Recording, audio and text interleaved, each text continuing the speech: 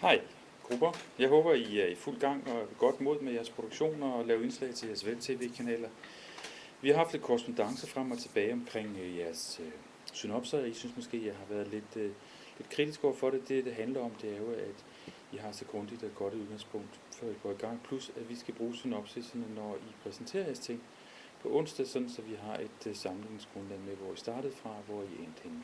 Så det bliver en del af præsentationen, at vi med udgangspunkt i de synopser, som I meget gerne alle sammen må se at få lagt op på serveren, sådan så det ligger det færdige sidste udkast, eller sidste version af synopsis ligger der. Ellers så håber jeg, at de har godt gang i det, og Jesper kommer som sagt tirsdag mellem 1 og 3, og er til rådighed, hvis der er nogen, der har brug for hjælp i forbindelse med WordPress, og få sat tingene op der, og den nye player er på vej, så vidt jeg er orienteret. Jeg er væk mandag tirsdag i Aarhus, men skriv til mig i dag eller i weekenden eller mandag tirsdag, hvis der er problemer eller der er specielle ting i forhold til den hjælp, vi skal have fra Jesper, som jeg kan orientere ham om.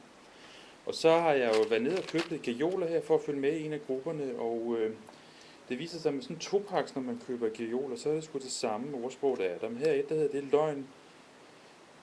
Det er med løgn som en snebold, jo længere den triller, jo større bliver den. Og det er så her på gajolen for den blå her, altså det er med løgn som en snebold, jo længere den triller, jo større bliver den.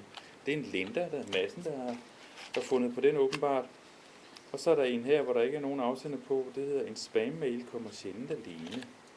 Jeg ved ikke, om det inspirerer gajolgruppen, men jeg håber, I har det sjovt og får noget ud af det derude og har lyst til at arbejde med opgaven.